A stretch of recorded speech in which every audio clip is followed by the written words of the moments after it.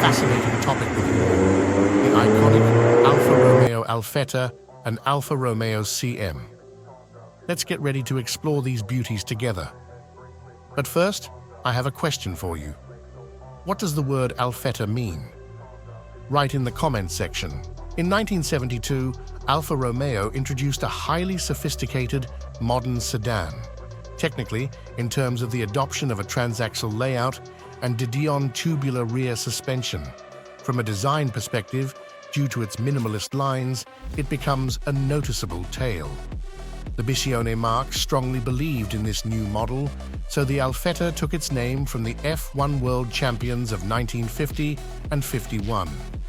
Fangio's 159, 1951, had de Dion tubular rear suspension, hence the name of the new sports sedan. In the late 60s, Alfa Romeo was deciding how to follow up the success of the Giulia and especially its successor, the 1750. As always, a sporty mid-range sedan was needed to upgrade. About what came before, it was certainly not an easy task. New technical solutions were explored to meet the performance goals that were essential for Alfa Romeo and to meet the demands of comfort and spaciousness expected by the customer base at the time. The mechanical architecture of the Alfetta revolutionized the technical solution seen in the Giulia, with the exception of the engine, the widely praised four-cylinder twin-shaft, improvements and more power in the 1750 powertrains. The gearbox was placed in the car. Rear, with clutch, to transaxle layout, plus de Dion tubular rear suspension with Watt parallelogram linkage. Rear brake discs were placed on board to reduce unsprung mass. Thus, the Alfetta's dynamics benefited from a perfectly balanced weight distribution of 50% on each axle. The front featured an independent suspension with flexible torsion bar components and a rack and pinion steering system with an adjustable steering wheel. Car styling was changing in the early 70s. Instead of the windswept curves and grooves of the Giulia, there was a quest for cleaner lines and marked edges. The interior has also matched the rest of the body with more pronounced bends in the pillars of sedans. This resulted in a bolder look on the one hand, on the other hand, more efficient aerodynamics. Alfetta followed this stylistic trend, or rather launched it. Minimalist, compact, ambitious lines. The nose is very narrow, with a very small overhang. The wheels visible from the front seemed like an extension of the body. The waist belt was a smooth continuation, with increased volume at the back, and was connected to the interior by the C-pillar, which brought the whole car to life, creating an impression of strength and solidity. Such a design provided space for 5 people and an equally spacious luggage compartment. This decision, a widely accepted stylistic innovation, is not so much and was due not only to the creativity of the designers, but also to the firm belief of the Austrian engineer Rudolf Ruska, who was called by the president of Alfa Romeo, Giuseppe Larraghi. For the Alfa Sud project, it was Giuseppe Chirico himself who was commissioned by Ruska to lead the Alfa Sud project, and he would lay it out in detail. Ruska estimated that 4 medium-sized suitcases, each measuring 720 x 430 by 230 mm to be precise, should fit in the trunk of the car. Alfa Sud's wide boot is designed around this idea. Towards the end of 1969, the first Alfetta and Alfa Sud prototypes were presented to Alfa Romeo's top management. As the meeting drew to a close, Ruska noted that the Alfetta could be no less wide boot than the Alfa Sud. It was then clear that all 4 of the vaunted medium-sized suitcases would not fit in the trunk of the Alfetta prototype. This was not high enough. The spare tire and fuel tank were there under the loading platform. Next time, the new Alfetta prototype arrived with a boot high enough for Ruska's then famous 4 suitcases. The positive results of the design did not end with the capacity. The shape of the raised boot and the new connection to the rear window, which should be sharper, made a substantial improvement in aerodynamics. Produced from 1972 to 1984, the Alfetta was first equipped with mili-auto 1,800cc engines, then 1.6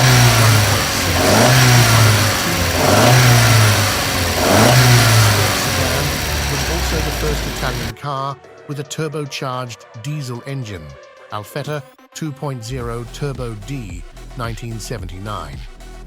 In 1983, the release of the Quadrifoglio Oro version saw the most advanced aspects of mechanical sophistication.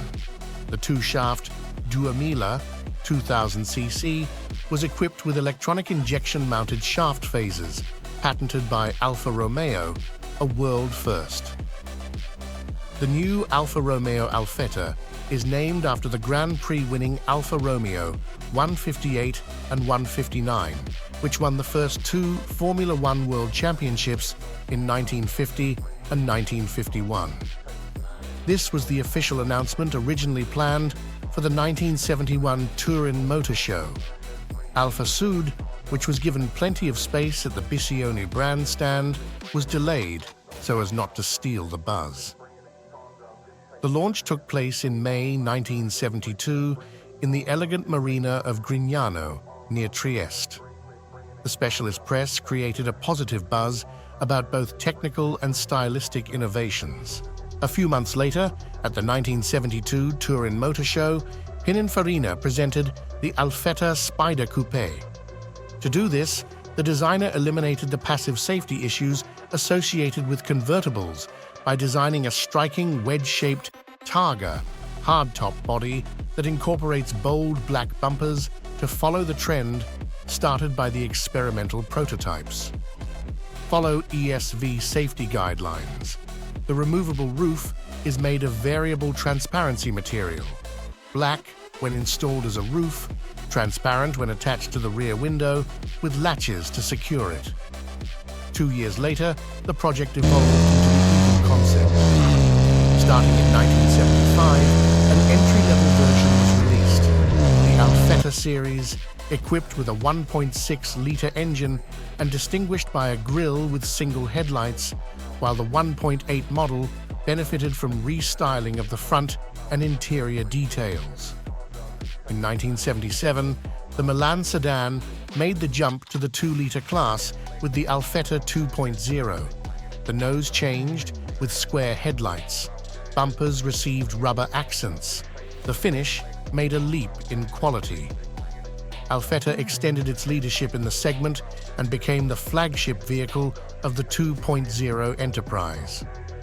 In the last Giulia models that remained in production until 1977, Alfa added the Perkins gasoline engine long used in the F12 van, but in the fall of 1979, it was the Alfetta that would become the first Italian sedan with a turbo diesel engine. A turbocharged, 4-cylinder, 2.0-liter diesel developed by VM Motori in Cento, Ferrara, and powered the Alfetta's 82 GP to a top speed of 160 km/h, a record for a diesel car at the time. The peak of the Alfetta's evolution came in 1983 with a new series with large side panels associated with a more noticeable widening of the bumpers. A single structure on the tail wraps around the light clusters and license plate holder. The interior upholstery, seats, and entire instrument panel have also been redesigned with new instruments and a modern dashboard.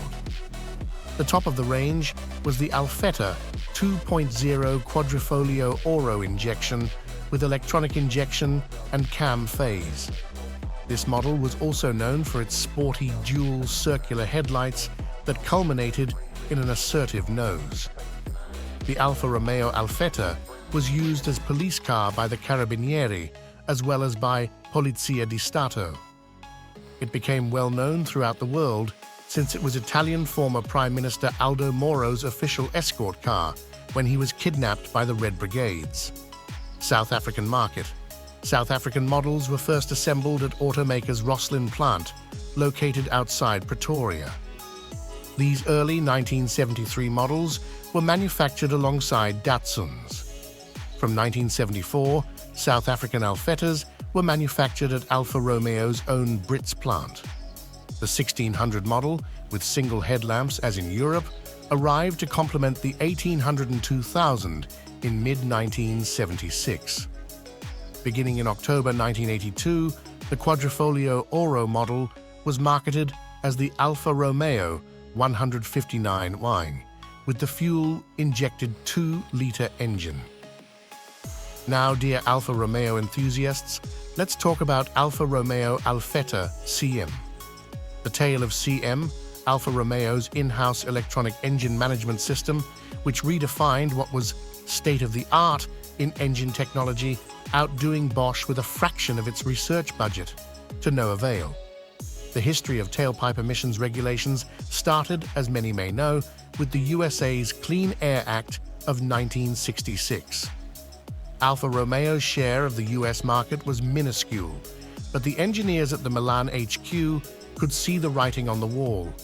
It was now just a matter of time before similar measures would be enacted in Europe as well. Yet the Alfa Romeo's proud, competent, and passionate engineers weren't entirely satisfied with Bosch's systems, considered too crude.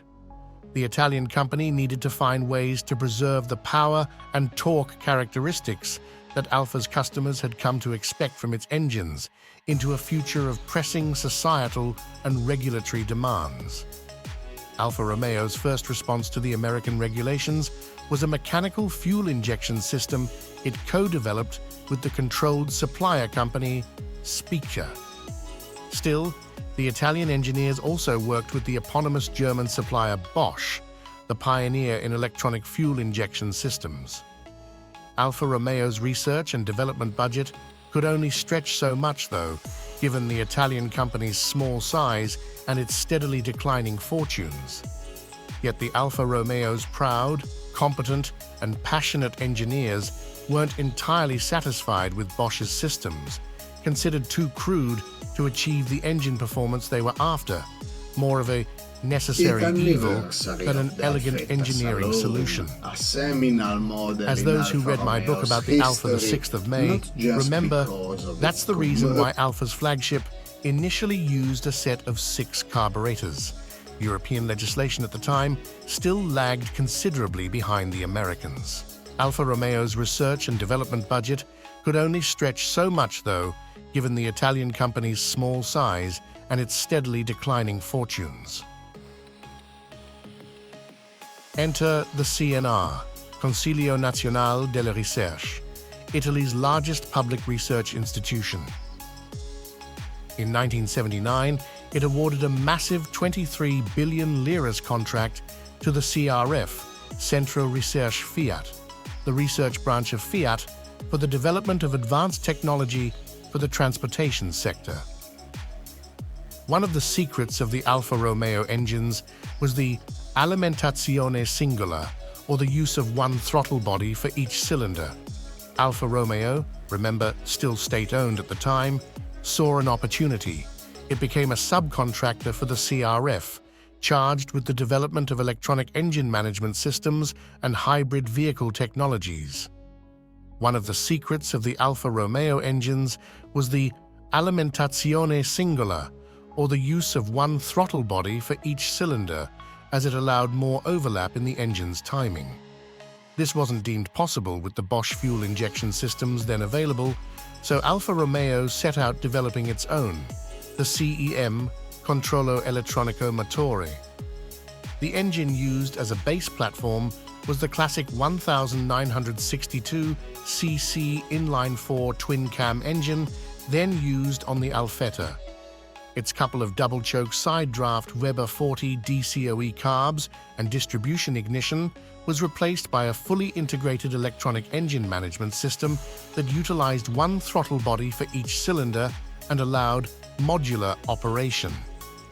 The CEM-equipped Alfetta 2.0 could run on just 2 cylinders at light engine loads and smoothly transition back to 4 cylinders, saving fuel yet retaining the power, 130 HP, and drivability, of the standard carbureted engine. Alfa Romeo then took the technology out of the laboratory to place it on Milan's roads.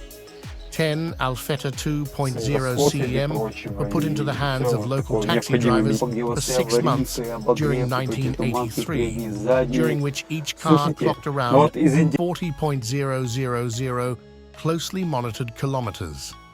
The small fleet performed admirably, and the modular function proved to reduce fuel consumption by around 12%. The success of the taxi experiment led to a wider one, involving a fleet of 1,000 Alfetta 2.0 CM that were sold to actual Alfa Romeo customers, picked among the marque's faithful. This was no small commitment, though.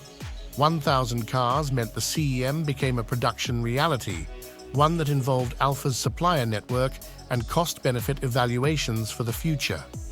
That's where things began to unravel. But the commercial viability of the CEM was questionable at best. It was calculated that, if fitted in series production to 10.000 Alfetta 2.0 each year, the production cost of the CEM added around 50% to the cost of the 1,962cc engine, which would then translate in a showroom price difference far too high for the customer to accept. Alfa Romeo had redefined what was state-of-the-art in engine technology, outdone Bosch with a fraction of its research budget. But the commercial viability of the CEM was questionable at best. Bosch was a specialized company that supplied everyone in the business, including Alfa Romeo itself, while the Italian company was a loss-making specialist manufacturer that built less than 200.000 cars each year. The economies of scale simply didn't work. Anyway, 994 cars were built in 1983, with quite a few now surviving in enthusiasts' hands. The CEM system proved to be remarkably reliable in service. The last hurrah of the CEM would be the Alfa 92.0 V6, an Italian tax break special made from 1985 to 1987. Its engine was a CEM-equipped 1,996cc version of the beloved Busso V6 engine, but devoid of the modular function. Around 1,500 cars were produced. Meanwhile, in late 1986, Fiat had taken over Alfa Romeo, and profitability was to take precedence over costly feats of engineering brilliance. But that's another story. Wow, what an incredible ride exploring the Alfa Romeo Alfetta and CEM together. But wait, the adventure doesn't end here. We're dying to know what you thought about it all.